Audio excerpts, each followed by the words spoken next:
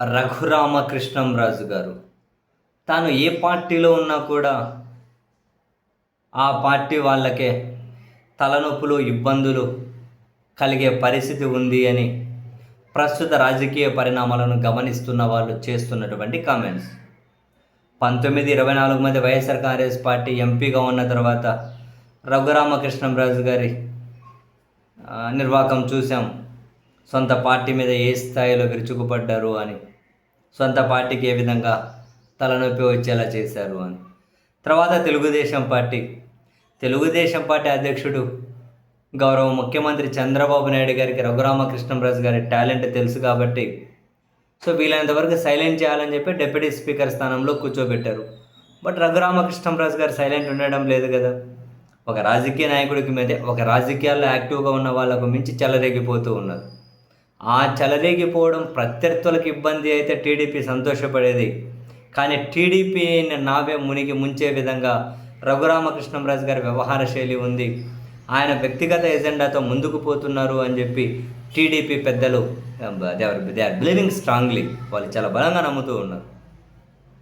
మరీ ముఖ్యంగా దళిత మైనారిటీల మీద రఘురామకృష్ణంరాజు గారు వ్యక్తిగత ఎజెండాతో ముందుకు పోవడం ద్వారా వాళ్ళల్లో చాలా బలమైన పోలరైజేషన్ జరుగుతుంది.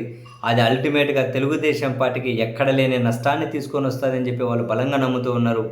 అందుకనే ఇప్పుడు ఆకివీడిలో రఘురామకృష్ణంరాజు గారు క్రియేట్ చేస్తున్న టెన్షన్లోకి టీడీపీ మీడియా అసలు వచ్చే ప్రయత్నం చేయడం లేదు ఎక్కడే కూడా. ఎందుకంటే అవన్నీ మనల్ని ముంచేసే నిర్ణయాలని చెప్పి వాళ్ళు నమ్ముతూ ఉన్నారు. తెలుగుదేశం పార్టీ అండ్ పాలకపక్ష పెద్దలు కూడా చాలా బలంగా నమ్ముతూ ఉన్నారు ఇవన్నీ మనల్ని ముంచేసే నిర్ణయాలే అని చెప్పి. ఎందుకంటే వాళ్ళకి తెలియదా, మనం కనుక విద్వేషం అనే సముద్రాన్ని దేవుడు మతము అనే నావ వేసుకొని జయించాలనుకుంటే, ఆ పందెంలో గెలవాలనుకుంటే కొత్త డ్రైవింగ్ సీట్లో కూర్చున్న తెలుగుదేశం పార్టీ చేత అది ఎక్కడ అవుతుంది? ఆల్రెడీ జాతీయ స్థాయి ఛాంపియన్ ఉన్నారు, వాళ్ళు దీన్ని హైజాక్ చేసేస్తారు కదా, ఈ నౌకను వాళ్ళు మింగేస్తారు కదా. అదే తెలుగుదేశం పార్టీ ఖచ్చితంగా తెలుసు. అసలు తిరుమల లాంటి అంశంలోనే ఏదైనా మత రాజకీయం చేద్దామని ప్రయత్నం చేస్తేనే అది ఎంత బూమ్రంగా అయిందో టీడీపీకి పాలకపక్షానికి తెలియదా? అందుకని చెప్పి ఇంకా రఘురామకృష్ణంరాజు గారిని వాళ్ళు కొన్ని విషయాలు అంటి ముట్టనట్లు ఉంటూ వస్తున్నారు. అఫ్కోర్స్ ఈ విషయాన్ని గుర్తెరిగే రాజుగారు కూడా ఆల్టర్నేట్ మీడియాని ఆయనగానే చూసుకుంటున్నట్లున్నారు. అందుకే ఇప్పుడు పాలకపక్షాన్ని తీవ్రంగా వ్యతిరేకించే కొన్ని ఫ్రంట్ లైన్ మీడియాల్లో ఎక్కువ రాజుగారు కనిపిస్తూ ఉన్నారు రఘురామకృష్ణంరాజు గారు. కొన్ని యూట్యూబ్ ఛానల్స్లో కూడా రఘురామకృష్ణంరాజు గారు కనిపిస్తూ ఉన్నారు.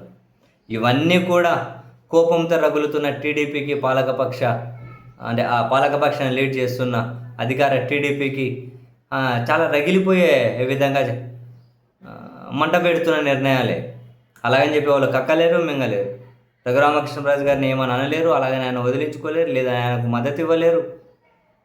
ఇప్పటికే దళిత మైనారిటీల మీద వివక్ష దాడులు పెరిగిపోతున్నాయి అని చెప్పి ఈ పాలకపక్షానికి అవి చుట్టుకుంటున్న వేళ, తీవ్ర వ్యతిరేకత కనిపిస్తున్న వేళ రఘురామకృష్ణంరాజు గారి నిర్ణయాలు మరింతగా మనల్ని ముంచేస్తాయని చెప్పి టీడీపీ భయపడుతూ ఉంది. భయపడడం కాదు, ఇవి ముదిరితే ఖచ్చితంగా వాళ్ళకే నష్టం. ఇదంతా రఘురామకృష్ణంరాజు గారు అంటే ఒక సొంత వ్యక్తిగత ఎజెండాతో ముందుకెళ్తూ ఉన్నారు. అంటే వరుస పెట్టి దళిత సీనియర్ ఐపీఎస్ను టార్గెట్ చేసుకొని వాళ్ళ మీద కేసులు, సస్పెన్షన్లు, క్షేత్రస్థాయిలో కూడా దళితులను, మైనారిటీలను టార్గెట్గా చేసుకొని అల్టిమేట్గా తెలుగుదేశం పార్టీకి కనీ విని ఎరుగని స్థాయిలో నష్టాన్ని కలిగిస్తున్నాయి. పోనీ ఆ నష్టాన్ని పూడ్చే విధంగా మరోవైపు నుంచి ఏమైనా కనుక మనకు పాజిటివ్ ఉందంటే అటువంటివి కూడా లేవు. అందుకని చెప్పి రఘురామకృష్ణంరాజు గారి విషయంలో చాలా జాగ్రత్తగా ఉన్నారు.